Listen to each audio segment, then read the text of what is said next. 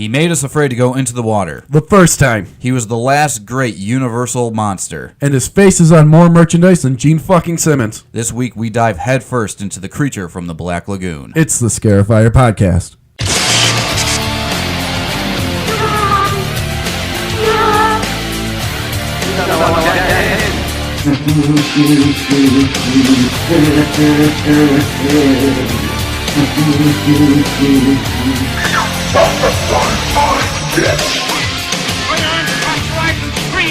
Scream for your life! To a new world of gods and monsters. Science couldn't explain it, but there it was, alive in the deep, deep waters of the Amazon. A throwback to a creature that had existed 100 million years ago, immensely strong and destructive. A woman's beauty, the bait that brought it out of its lair. See underwater thrills never photographed before. See Titanic underwater battles never dreamed of before in this most terrifying of the science fiction adventures.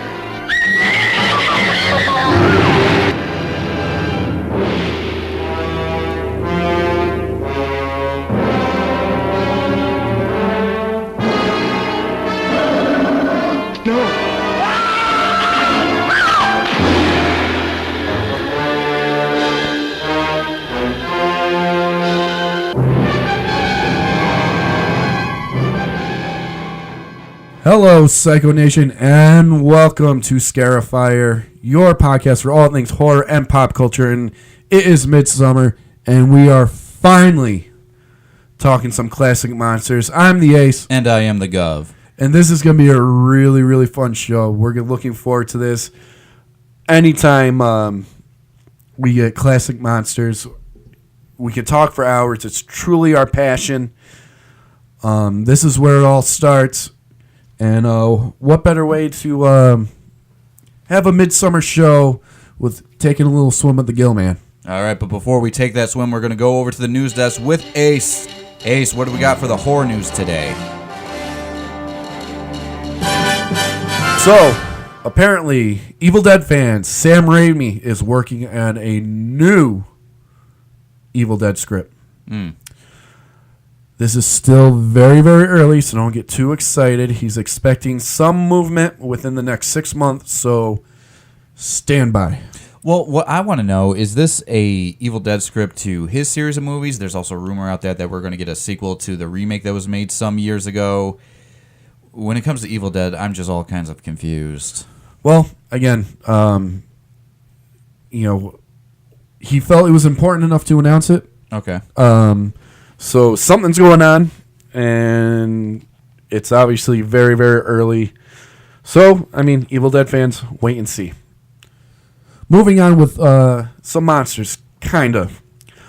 Oliver Jackson Cohen, star of Netflix's The Haunting of Hill House, as you know him, will be the Invisible Man in Universal's / Blumhouse reboot opposite Elizabeth Moss. Talked about this a few weeks ago. They released some vague synopsis. Not too thrilled about it, but it's news. We'll see what happens. They need to tread softly, I'll just say that. Blumhouse has had some string of bombs lately, especially with their Conjuring Universe films. And just from the synopsis of the supposed Invisible Man or Invisible Ghost or my abusive boyfriend is dead but invisible, I don't know. Well, the only thing I can say to Universal and Blumhouse is you have a book, you have a very successful original movie. Shouldn't be too hard. Yes, this should not be a real headache to figure out. Beginning to get a headache. Jordan Peele's Candyman begins filming next month, and we have a synopsis now of Jordan Peele's Candyman, All if right. I may. Let's hear it. A children's ghost story comes to terrifying life in this gut-wrenching thriller about a graduate student whose research into modern folklore summons the spirit of the dead. Helen Lyle, a.k.a. Virginia Madison, laughs when she interviews a college freshman about their superstitions. But when she hears about the Candyman, a slave spirit with a hook hand who is said to haunt Chicago's notorious Cabrini Green Housing Project, she thinks she has a new twist for her thesis. Braving the gang-ridden territory to visit the site of the brutal murder, Helen arrogantly assumes the Candyman can't really exist until he appears, igniting a string of terrifying, tragic slayings. But the police don't believe in monsters, and they charge Helen with the grisly crimes, and only one person can set her free. The Candyman. The Candyman can. Wow, so this new synopsis is practically the same synopsis as the original film. If it works, it works. Hey, I'll give it its day in court. Yeah, absolutely. Hey, I reference the movie a lot, Halloween 2018. Sure. Basically the same movie as the original. Yeah, but given a different look. Yeah, and so you can say Candyman has been away long enough to where he deserves another day in the spotlight a little bit. Absolutely, sure. And knowing that Tony Todd's involved, this will be really cool. And hey, Jordan Peele is knocking it out of the park with his films, even though he's not directing this one. Absolutely, he's got a brain in him. So, John Carpenter writing the Joker. Comic book fans, get ready, because October 9, 2019, The Joker, Year of the Villain, penned by John Carpenter himself, hits the newsstands. Gov, you are the Joker. Yeah. Are you excited for this? I certainly am. I'm very excited for it. I'm actually surprised. I never knew that John Carpenter had any interests in comic books, or for that matter, the Joker or anything like this. This totally blindsided me, and John Carpenter is a wizard when it comes to writing fantasy. Oh yeah. So I can't wait. This is really cool. I'm looking forward to seeing this. We're talking pre-ordered and reading in the first chance I get to hold that book. You know what I mean? And hard copy, man. Hardcover. Hardcover binge reading is what we're talking about here. All right. Well, boys and girls, that's it for me with news. But in the spirit of monsters, the Gov has some news. Yep, the Gov is now starting his journalistic career by adding to our news segment. Now, recently, writer and director Fred Dekker shed some light on the ongoing question, what about a sequel or TV show continuing The Monster Squad? Kick him in the nards. Exactly.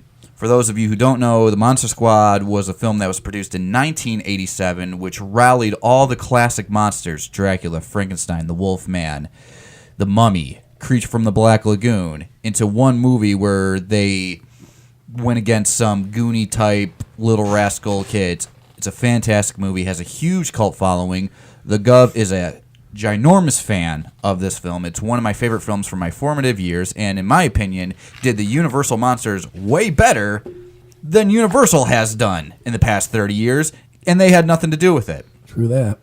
So recently, Fred Dekker spoke about the possible continuation of this story, and unfortunately, he gave us some cop-out bullshit results. Pretty much what he said was, when asked about a television show, his response was, well, I think they're already doing that in Stranger Things. And then when it came to what about a sequel exploring the Monster Squad as adults, he said that he went to his co-writer, Shane Black, for those of you who don't know, about the Monster Squad as adults. Shane Black responded with, that's it. Fred Dekker thought that it was him saying, oh, yeah, it's a great idea. No, let me reiterate. That's it. That's what they're doing in Stephen King's It. First movie is them as children. Second movie is them as adult. So automatically, Fred Dekker said, yep, okay, we're not doing that. And then he concluded the interview with saying, check back with me in about 10 or 15 years when everyone's not doing this. Bullshit. That's the dumbest thing I think I've ever heard. Filmmaker, writer, whatever the hell he is, make. Stupid.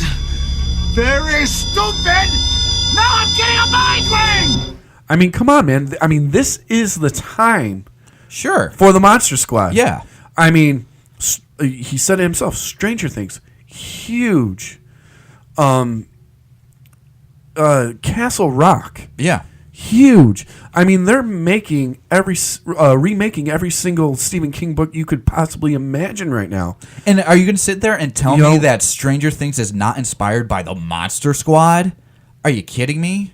Yeah, bring back the what inspired it and show us how it's done. Exactly. I mean, again, we just talked about Jordan Peele and how he's knocking him out of the park. Yeah. We're starting to question the insanity of Blumhouse, but you know what? They're doing it. Nostalgia's back. They hit a home run with Halloween 2018. Yeah. They're dipping their fingers in whether you agree with the way what they're doing or not. The Invisible Man. Universal is doubling down on the monsters with all the promo that they're giving to their Halloween Horror Nights, dedicating 2 mazes at both the Orlando and Hollywood sites to the Universal monsters. Yeah. I mean, They're planning for the monsters to come back in a big, bad way, and they're just waiting for that shoe to drop. come on, man. This is in 15 years you're going to get laughed at. Yeah. Because it's not going to be popular anymore. It's now, man. Yeah. I mean, this is why we're doing this podcast, because horror is in now. Yeah. The resurgence is here. Mm-hmm. I mean, like, what are you trying to protect? Your lucrative career? You just co-wrote The Predator that was directed by your buddy Shane Black, and it bombed, and the fans hated it. So now you got to try to get on their good side. And what do they want? They want a sequel or a TV version of The Monster Squad. And you're not going to do it because everyone else is doing it? Come on. Give me a fucking break. Terrible decision making. That's terrible. It would have been, I mean, if we worried about that, we wouldn't have a podcast because everyone's doing one. Yeah. You know what I mean? That's because we're competing with Fangoria, who has Kane Hodder and the chick from Sleepaway Camp. Yeah. But we're doing it. Yeah. I mean, I would have accepted if he said, look, I had a script ready to go. No studio wants to touch it. That I would accept. Mm-hmm. But to say we're not doing it because everybody else is doing it, go fuck yourself. I mean, dude, you got a following. You got a large group of people who want to see this happen. You got a huge documentary that hasn't seen DVD yet. Hopefully one day we will.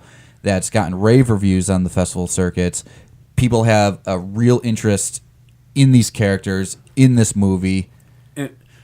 And look, I don't want to piss him off if, No, by chance of God he hears this. But because we grew up on the Monster Squad. Mm-hmm. We grew up with it. I mean, that was every weekend that you went to the video store, that was an every weekend rent. Yeah. The Monster Squad. We love the Monster Squad. And we want more Monster Squad. And you're saying it's not happening because people are doing other things. Yeah. Scarifyer. All right, let's get into the real topic today, the creature from the Black Lagoon. We got a lot to say and only a little bit of time to say it, so I'm going to go right ahead and give you that backstory on production. Producer William Allen was attending a 1941 dinner party during the filming of Citizen Kane when cinematographer Gabriel Figueroa told him about the myth of a race of half-fish and half-human creatures living in the Amazon River. 10 years later, Allen wrote story notes titled The Sea Monster, of which he inspired from the French classic Beauty and the Beast. In December of 1952, Maurice Zim expanded this idea in a treatment with Harry Essex and Arthur Ross and rewrote The Black Lagoon. Following the success of 3D films like House of Wax in 1953, Jack Arnold was hired to direct the film under the same format. Creature from the Black Lagoon would go on to be a monstrous success, being a pioneer in 3D films and underwater photography, thus becoming an undisputed classic and the last great Universal monster. Oh, yeah. The Gill Man. Yeah. Gov, where you want to start with this? I mean, again, so much ground to cover. This is a very important film in the genre. Sure. So I think it'd be only fair to start off with it being one of the first things to do a sea creature myth on film. Right. Because it is a first of its kind in that regard. Well, for film, but sea creature myths go way back to caveman storytelling. Yeah. Because, let's face it, and even still today, I would say, I think they say 80% of the ocean floor has not been seen. Yeah. Or explored, so you don't know what's down there. So, I mean, from the dawn of time, we've heard stories of, creatures, mermaid, krakens, massive octopuses, obviously the most famous, Loch Ness. Yeah, Nessie. For us here in New York, it's Champ. Mm-hmm. You go back to the famous literature, Moby Dick. Yeah. The Odyssey, The Lost World. Yep. I mean, all plays on mythical sea creatures, gods, Poseidon. So many stories, so many, and in 1954, here comes the Gill Man, first ever on screen. And a fun fact about producer William Adden, when Universal first approached him to do this, Yeah. they wanted him to do a classic monster, one that was already established. They wanted to cash in on the new atomic age horror sci-fi boom that we were looking at.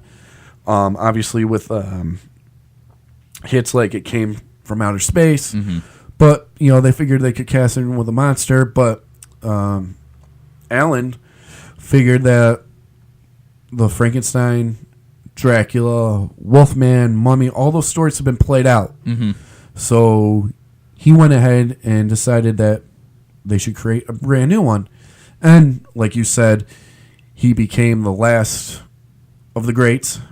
Yeah, I mean, the Gill Man is considered, I guess, the Johnny-come-lately to the Universal horror monster characters. Why do you think it took so long for us to get another one, and why haven't we had one since him? Story. Yeah? Story. It all comes down to story. I mean, because as you said, there were horror movies, they're more atomic age, but none of those creatures ever got the seal, the Medal of Honor of Universal Monster, like the Gill Man got. I think what it boils down to is it's a fantastic story combined with an iconic monster. Yeah. We're getting into the era of B-budget horror, Ed Wood. I mean, creatures were a dime a dozen, but, when you had one that was so iconic looking, mixed with, it was a B-budget movie. It had a B-budget. Yeah. But, I mean, this was an A-list story. Yeah, it's a great story. It's King Kong.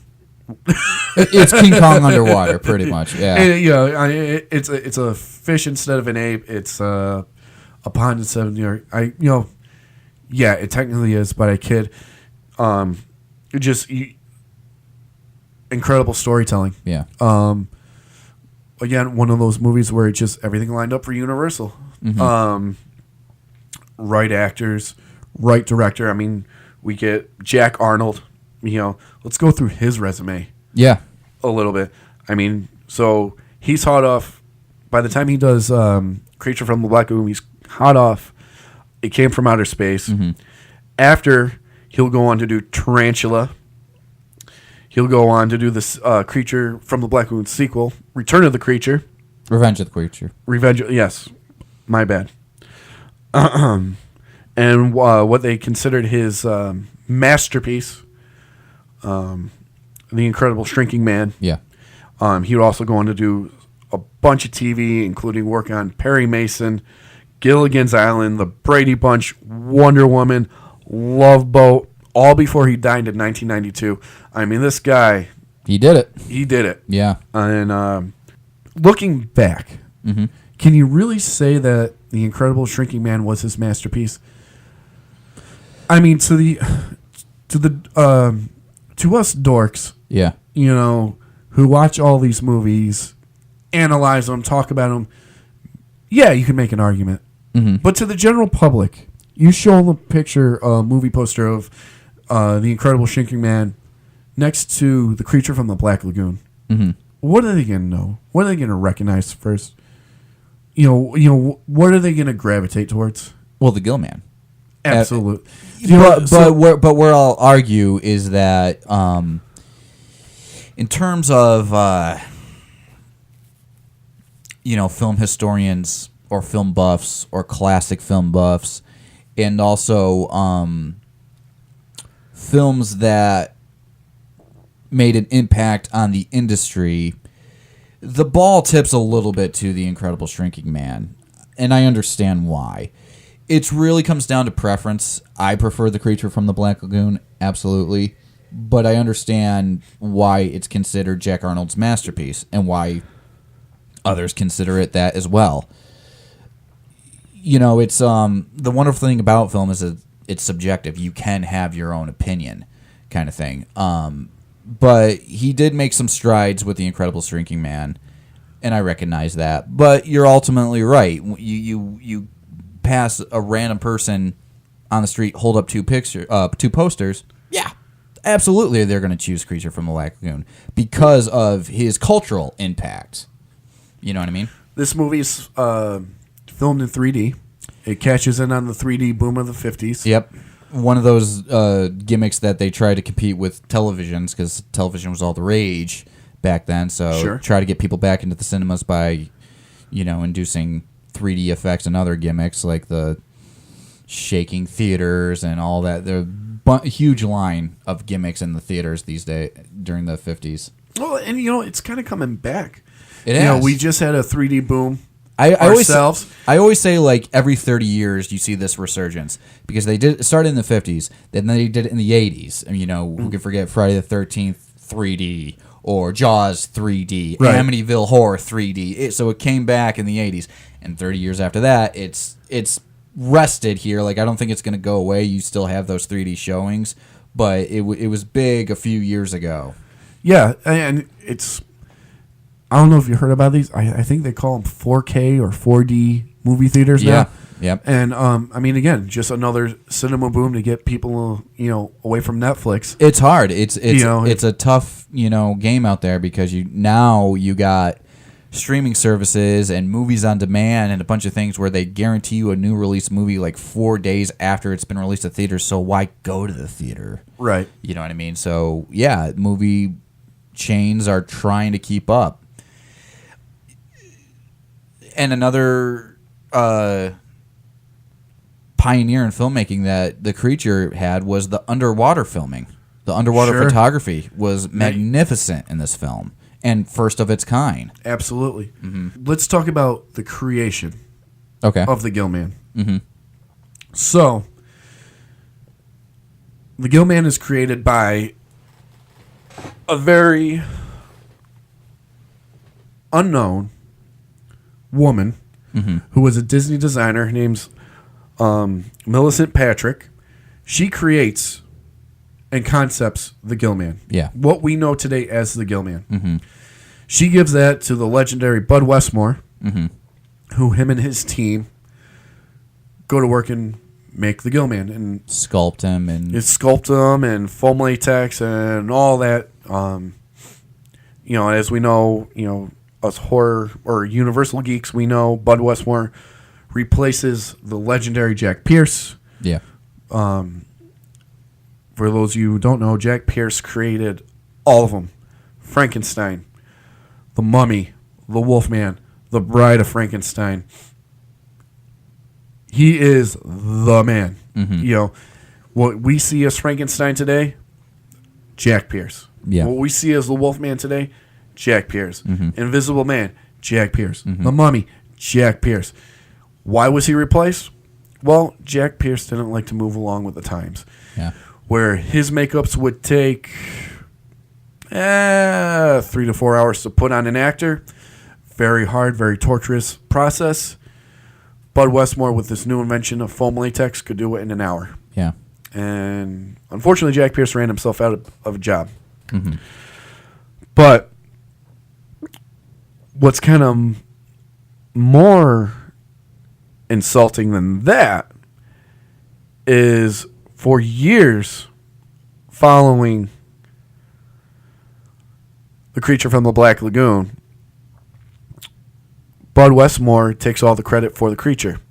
Development, creation, and overall presentation. And Miss Patrick gets forgotten. Yeah. And look, you know, for a woman in the mid-50s, you know, in the middle of the women's lib movement, to be able to create such an iconic character and not get recognized rightfully for it is a travesty. Yeah. Absolute travesty. Gov, what's your thoughts on this? Yeah, I ultimately agree with you on this one. She was a very talented artist, very talented woman, and she created one of the most iconic figures in horror of all time. Cinema. And not just horror, cinema. Yeah, absolutely. And to be kind of pushed aside by this Westmore legacy, which they have a rich legacy and they deserve it, but that's no excuse for a woman who painstakingly designed this creature and loved it. This was her baby.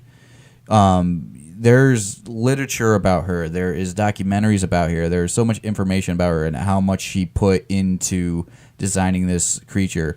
She went on tours showing off her original designs. Sure. And she was very proud and never got the recognition she deserved until much later and unfortunately after her death. And you know, we only have so much time on the podcast, but people, if you want to read more about Miss Patrick and her gill man, great biography on her came out last year. It's called Lady from the Black Lagoon. Strongly suggest you all check that out and read it. Strongly recommend it. So let's, we know a little bit of how the Gillman gets created. Now let's talk about the man, or should I say men, inside the Gillman. Yeah. So, originally Universal Studios wanted this to be a vehicle for their Frankenstein monster, Mr. Glenn Strange. He fit the bill because Universal wanted a 6'5", 6'7", 300-pound stuntman to play to give a massive look for the Gillman. I mean, and he was a stable monster actor. Sure. He's been around the studio. But Glenn Strange didn't see himself much as a swimmer, so he passes. Yeah. So that role goes to Mr. Ben Chapman. And Mr. Ben Chapman is not much of a swimmer either. Yeah. However, he fits the build for the Gillman. Well, while they're scouting locations for underwater scenes, there's a college student named Rico Browning who takes them to a spring in Florida. And while they're testing the underwater cameras, they ask Mr. Browning to swim in front of the camera and let's see how it looks. And Universal likes the way he swims so much, they say, you're going to be the Gillman. So this movie has two Gillmen. Yep. One on land, which is Ben Chapman, and one underwater, which is Rico Browning. And a fun fact, I believe all the underwater scenes that's shot in The Creature from the Black Lagoon in Florida is now where the park sits. Where Universal Orlando sits. Yes. Wow. That's what I meant. Yeah. Gov, what do we think about Rico Browning and Ben Chapman?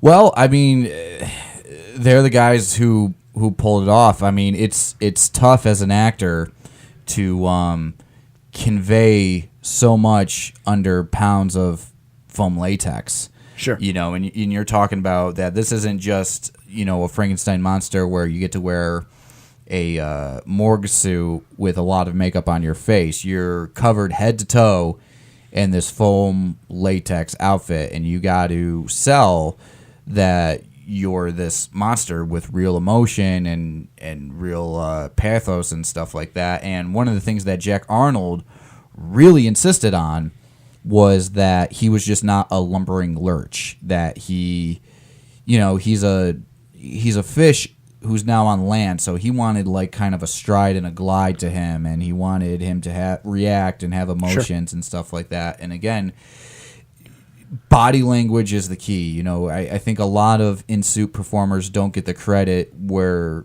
it's due in terms of how much they're putting into it. Yeah, they're not speaking and their face might not be in camera, but they're doing so much that you don't even notice, to convey these characters. And then when it goes to so in that regard, Ben Chapman did, I thought, a phenomenal job, and I think I kind of missed him when we get to the sequels. Rico Browning, magnificent. The way he portrayed him underwater. I can see why they wanted him after doing those perspective tests underwater initially, like just the way he moved underwater. Sure. He was very eel-like and very fluid and one with the ocean and stuff like that. This is how good both of them were together. You didn't know it was two different actors. Absolutely.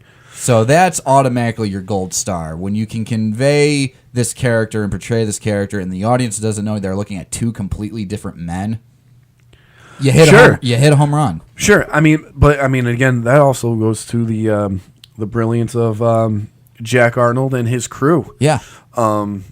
This movie was filmed in two different locations.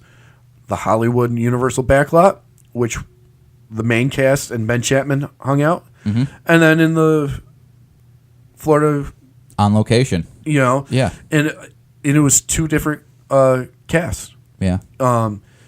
Spoiler alert, all the underwater stuff, that's not the actors. Sure, they had swimming doubles who you see on the boat, and Julia Adams. All the underwater stuff, that's not her. That was all filmed in Florida. Julia Adams stayed in the backlot at Universal. Yeah. So, again, to the greatness of this movie, to edit basically two movies. Right. Flawlessly, to make it look like one cohesive, like it was in the same spot the entire time. Sure. Unbelievable. Well, unfortunately, we lost Ben Chapman in 2008. However, Mr. Rico Browning is still kicking. He's still swimming. And as far as I know, he's still making the occasional appearance at the cons. Yeah. And he, the man is pushing, he was born in, I want to say, they said 1930. Yeah, so, that would make him, 88? So he's pushing 90. He's pushing 90. Yeah. So, and he is the last monster, people. He is. Still alive. Still making his rounds. So if you are a creature fan, if you're a monster dork, if you're a horror fan, if you're a con goer and you see his name on the bill, you get in his line first. I also want to take a second just to give him credit to what else he's been doing. He's in the industry and he's worked on a lot of great films. He was responsible for the underwater scenes in Caddyshack, and he did stunts for Boardwalk Empire and stuff. He's the man. He is. He's also Browning, man. He's also directed episodes of Flipper. Yep. So if you have the pleasure of meeting him at a con while he's still kicking and still doing them, please show up and give your respects to him. He's the man. Do you want to talk about a little bit of the human characters in this film? Because it's supported by a stellar cast, right, made up of Richard Carlson, Julia Adams, Richard Denning. They all do a phenomenal job with this film. Richard Carlson is one of those actors who really paved the way for kind of the heroic scientist kind of characters, Well, he's the hero in It Came From Outer Space. Sure. So he carried over from Jack Arnold's previous movie into this one and gives a great performance, and I see a lot of inspired actors in him. Like I could see even a little bit of Harrison Ford picking up some Richard Carlson tricks and other great actors like that. And that was really quite the change for Universal, because all their scientists up until then were batshit crazy. Yeah, it was the age of gothic mad scientists who wanted to either rule the world or create a monster to end the world. You know? Absolutely. So now we're looking at them as, these kind of good-looking, heroic types who's going to defeat the monster with sympathy and science, Julia Adams, who we recently lost. Just this past year. Yeah, phenomenal actress. Yeah. What can you say about Julia Adams? An icon of herself. A lot of Absolutely. these images of the creature usually are accompanied by an image of her with them. You know what I mean? You just can't downplay her performance. Yeah. Yeah, she's... What can you say about it? It was just perfect casting. Mm-hmm. Even though the script called for a blonde. Yeah. Which they got in the Revenge of the Creature. Yeah. But, can you really see anybody else doing this part? No. Yeah, just amazing. In the iconic one-piece bathing suit that everybody knows. It was controversial for its day, but... Could you imagine? I know. You think a one piece is controversial at all, but back in the day it was, because it rode a little high on the thigh. You know what I mean? Right. But Richard Denning, great... kind of antagonist to the... Would you say he's an antagonist? To a point. I'd say he's a capitalist. Yeah. But I really don't see him as an... I've always felt this way growing up with his movies. I've never really viewed Mark, which is his character, as an antagonist. I see him as a capitalist.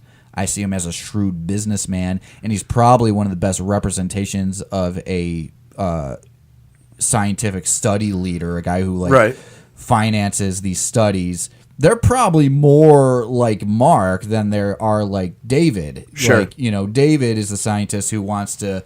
It's all about the discovery and the enlightenment and teaching the world and learning more about our human evolution, where Mark is like... Great, can we sell it? Because if we can't sell it, we don't get to come to work tomorrow. Right. You know what I mean? So in that regard, yeah, he's shrewd. He's aggressive. I never saw him as an antagonist, and I'll be honest with you. At the end, when he dies, I feel bad. You know what I mean? Yeah. Even after this brutal interaction between him and David, where they get into a fight in the ship, the Rita, and I still feel bad when he's got to go. Yeah, he's an asshole. He is. I'm not doubting that, but antagonist, I don't know if I'd go that far. Antagonist to David. Sure. Obviously the antagonist of the movie is the Gill Man, but the Gill Man is the monster. He is the creature. He's the one fucking up the party. Yeah. So, but yeah, definitely to David. The competition between him and David. Sure. I think that pits him as an antagonist type role. Yeah. You obviously the jealousy between, with him and Kay. Mm-hmm. But at the end, also, like, you can argue that Mark saves David. Sure. He shoots him with the harpoon while he's trying to get the line around the log. If Mark didn't do that, David would be dead. Right. So, again, you could look at it many different ways. Is he an asshole? Absolutely. The biggest asshole in the world. Trying to steal his woman, trying to be the boss, trying to take credit for discoveries, all this stuff. Ginormous asshole. You can even say he deserves his death. But I don't know if I would go as far as antagonist. Mm-hmm. He's an asshole. And then, of course, there's my favorite captain in all the Lucas. Yep. What a badass captain. Who is the only character they carry over into the sequel. Yes. Mm-hmm. Other than clearly the Gill Man, yeah. But what a cool character and what a great actor to play up. Sure. You believed that he was just this happy-go-lucky captain, but also a super badass Yeah. to put a knife in Mark's throat Yeah. with a smile on his face. Absolutely. When he's giving him bullshit. Yeah. I love it. Yeah. I don't. I know a lot of fans. They get annoyed with Lucas, and they. I don't understand why. I love Lucas. I love him too. He's You know, fantastic. And if anything, that old scientist is annoying. Who brings them all to the Kalamaia. yeah. Lucas, man, Yeah. badass captain of the man. Universal Monsters. And then you got to try to ask himself, what does he do? I mean, he's got this cruddy boat that goes up and down the channels into a dead-end Black Lagoon, and yet on board he's got pounds and pounds of this rotenol poison, at least 4 or 5 shotguns, harpoons, all this stuff. He's not to be fucked with. Exactly. Today he'll throw a fishing line out. The next day he's lazy, so throw some rocanol out to get some fish. Yeah. I mean, he's clearly making bank because He's probably the only charter to go into the Black Lagoon. Yes. And he survives them. Yeah. Every time with a smile on his face. Yeah. Smoking a stogie. Yeah. Love Lucas. The Gill Man, it's an understatement to say how much of a cultural impact this character has on society. People. He was the first.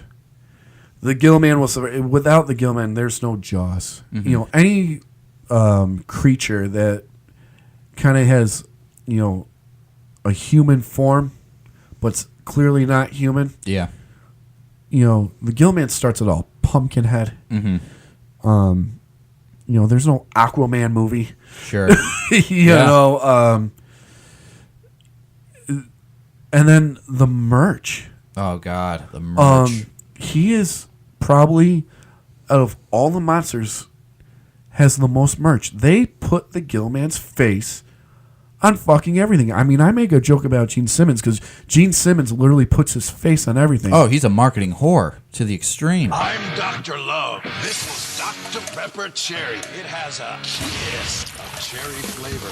The Gill Man has him beat tenfold. Yeah. I mean, that's impressive. It really is. And it's almost curious. I mean, despite the movie being a classic and undisputably a pioneer of its genre, there's only 3. Yeah. You know what I mean? It didn't have that lasting legacy, say like your Frankensteins or your Draculas, where there's a billion of them. Right. You know what I mean? Different versions, different takes, whether it's universal or not. Right. There's only 3. Yeah. And I think one of the reasons why they plaster his face on everything is because they own him 100%. Right. Frankenstein's public domain, Dracula's public domain. Anybody can do anything with a werewolf. You know what I mean? Right. But I think a lot of that marketing and that merchandise has a lot to do with Universal getting 100% of the cash. It could be. I mean, you name it. He had pinball machines, I love the pinball toys, machine. models. Shirts that the Ace is wearing right now. A shirt I'm wearing right now. My wife, excuse me, has ordered a Gill Man cookie cutter.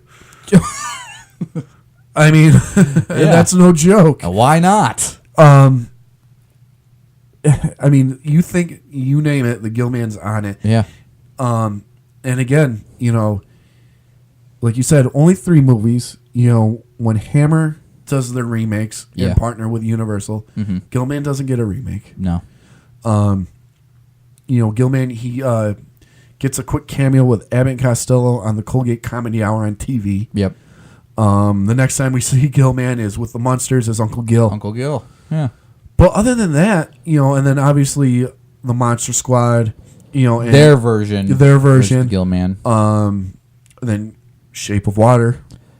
Oh, The Shape of Water. But I mean, like you said, for such little content, for so much merch and so much impact on pop culture, he has a lasting impact. You know, it's just one of those things of like, you don't have to know where he comes from. You don't even necessarily have to see the movies, but it's just one of those images that people are drawn to.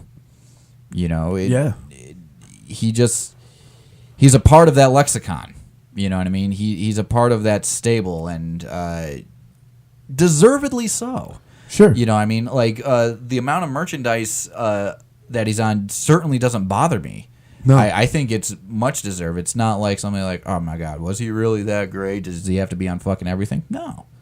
Right. I think Gillman deserves that. And with only having 3 movies, that's impressive. But he's in demand. Absolutely. And I'll tell you, people, from experience, last October I worked with my side business, Lambert Horror and Pop Culture.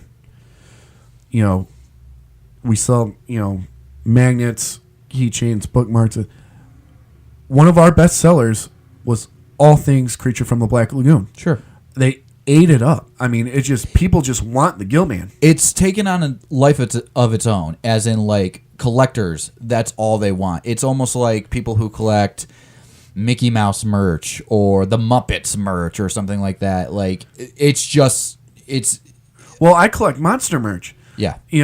And sometimes, don't get me wrong, I love the Gillman. Mm-hmm. But it almost gets annoying where you're, maybe trying to look for a Wolfman or a Frankenstein, and all you can find is a goddamn Creature from the Black Lagoon.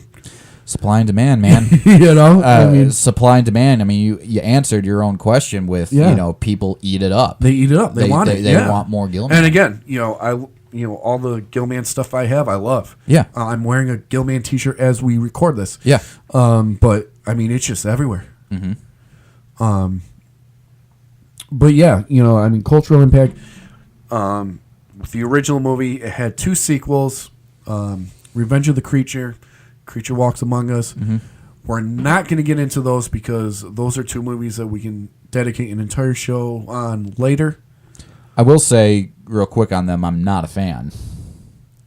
I have a hard time with the sequels. I like Revenge of the Creature.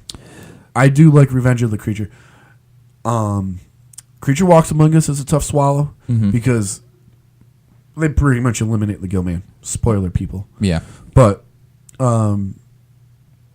Revenge of the Creature, I think that's solid. Because again, we're getting into the sequels. Here's the thing: when they wrote the original scripts, the original drafts for Creature from the Black Lagoon, there were 3 prominent endings. The ending that we got, the second ending was, or the second script, was basically Revenge of the Creature. Mm-hmm. That was supposed to be the original Creature from the Black Lagoon. Like the whole him at SeaWorld. They bring him back into society and he runs amok. Okay. The third treatment was the Gillman's the victim. Mm-hmm. And Mark and David, they're the villains. Yeah. Trying to kill him, and he's defending himself. So, which is ultimately what they did in Revenge. Yes. Yeah. So, we basically got in Revenge a draft of the original movie. Yeah. I think it works. To me, it works. Yeah. Again, we can elaborate on a future episode, but for my quick notes on it, I don't really like the idea that the scientists are made to be the bad guys. I thought it was a healthy balance in the original film, whereas, you had the one antagonistic, to a degree, scientist in Mark, but you also had the good scientist, the hero scientist in David, and you have a creature who's he's not really being malicious, he's really just protecting his home. You know what I mean? Right. So it's like, he's a monster character killing a bunch of people, and oh my God, the body count in the original movie, saying, for a 50s film. And so it flows, it marries itself well. In the second one, you get this thing of like, what? He wasn't doing anything. You know what I mean? And then you get all these scenes of where he's only in like 2 feet of water. He can barely breathe. They're not giving him food. And like it really is a like almost it's a different animal rights type movie with a sea monster. I mean, I guess. I mean, not only that, I also don't like the redesign. For some reason, I don't care for the ping pong ball eyes. Well, I mean, yeah, I mean, we can, for another episode we can get into how they changed the Gillman suit and all that, but we can't move on without saying this 3-decade-long odyssey, 65 years of trying to remake this film. Holy shit, has this been a long and bumpy ride. They wanted to try to remake him, I believe, as early as the early 80s. In fact, I believe that Jaws 3D was supposed to be a remake of Creature from Black Lagoon. Really? But then they doubled back and they felt that Jaws was more relevant, and they wanted to capitalize off of those 2 successful films, so they made it Jaws. And after that, they tried endlessly to bring the Gill Man back to cinemas with no luck. A lot of different interpretations, a lot of different films, but none as close than 2017's Shape of Water. Now, the funny thing about this is that Universal approached Guillermo del Toro to remake Creature from Black Lagoon. Yeah, and it wasn't Scarlett Johansson attached to it too? I believe she was. And that would have been awesome. He turned in a treatment that was immediately denied because, according to Universal, this movie wasn't action-driven or Avengers enough. Fuck you. Because this is around the time where they're trying to build that ill-fated dark universe that nobody liked and will never see again. Why can't the monsters just be the goddamn monsters? So Guillermo del Toro picked up his treatment, said thank you very much, and walked out of the office. A couple years later, we get this mysterious little film called The Shape of Water. And it just so happens to win Best Picture the year it's released.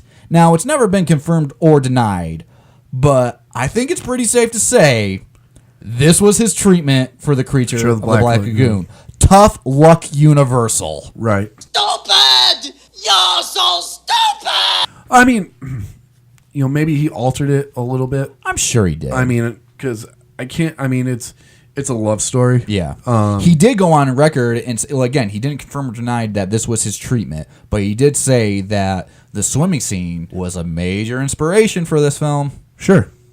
But even if you look at the creature in A Shape of Water, yeah, it's the Gill Man. It's the Gill Man. Yeah. I mean, and even going back to concept drawings you can find online for the new Gill Man. Mm-hmm. Looks just like it.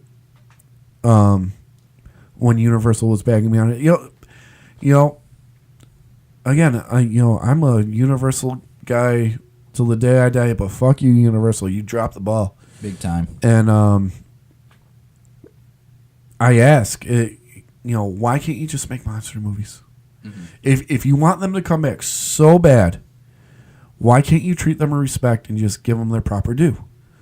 I mean, make a Gill Man movie. Make a Creature from the Black Lagoon. Don't make him a superhero. Yeah. Like Tom Cruise's Mummy.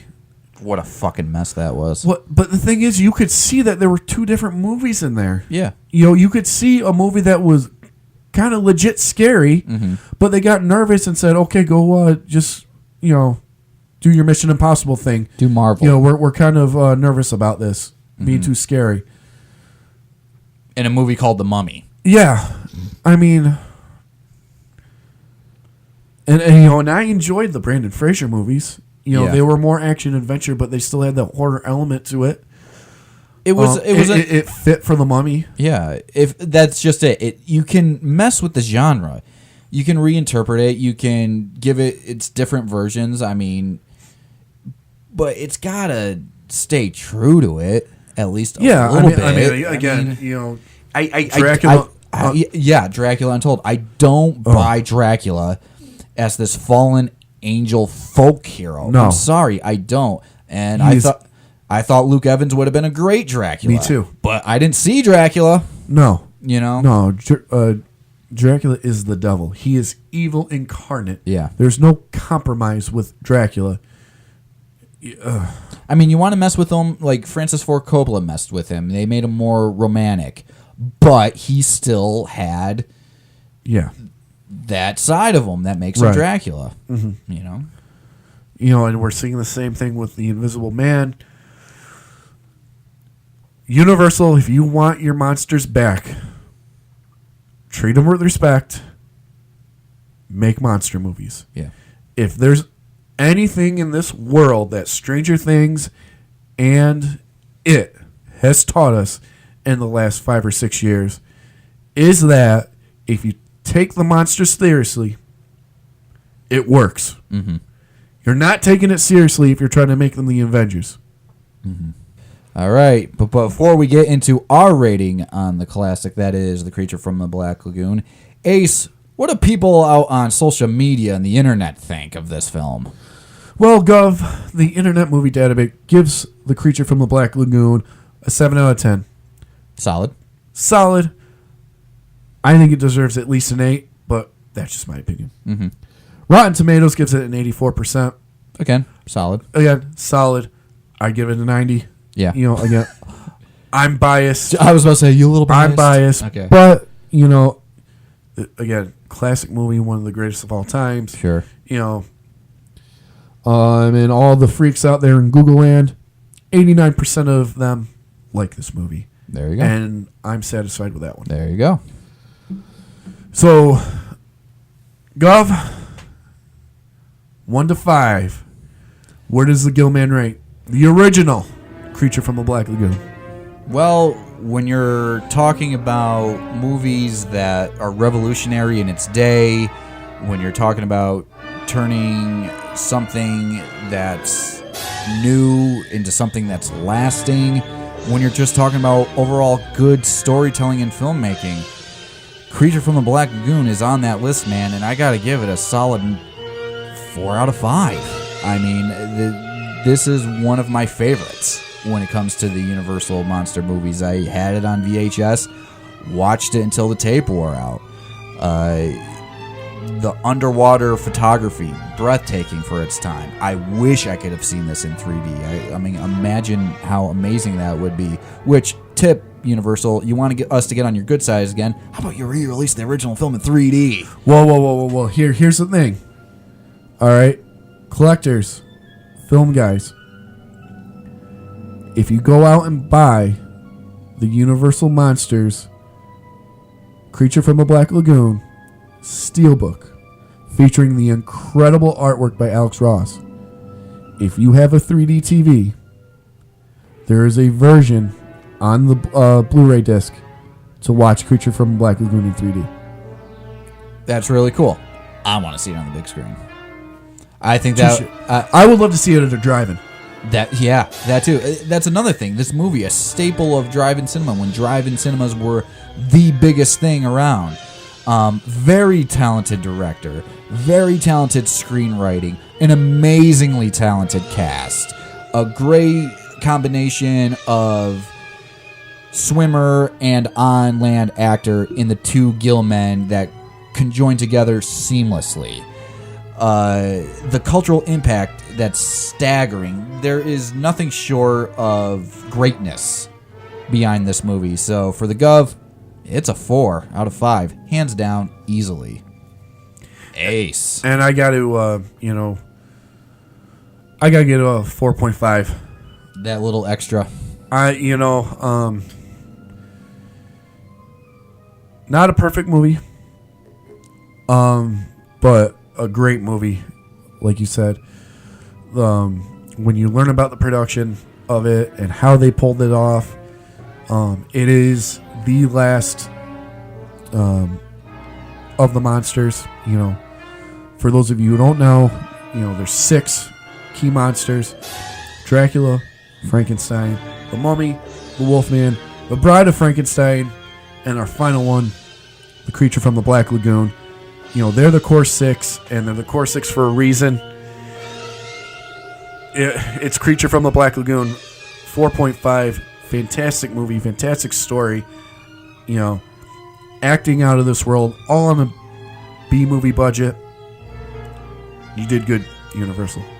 In 1954, Universal wanted to prove that they had one more shot of greatness, and they delivered tenfold.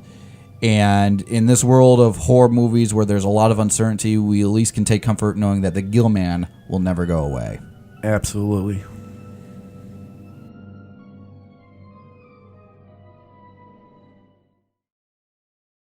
Well, Psycho Nation, that was a fun episode, and if nothing else, this summer when you jump into that lake, if we've made you think twice, we've done our job. So we talked about a monster movie today that we absolutely love. The scores were over 4s. So now we think we need to talk about a movie that we got really excited for and got completely shit on. Gov, what was that?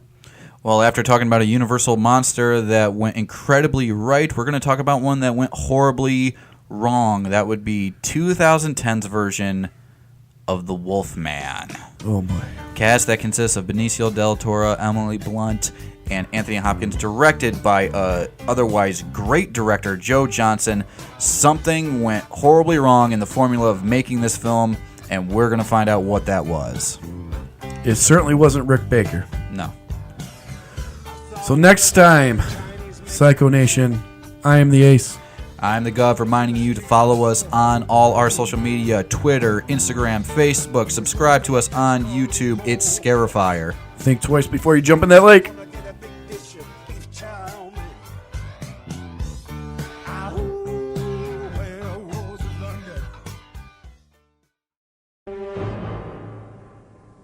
He's an asshole.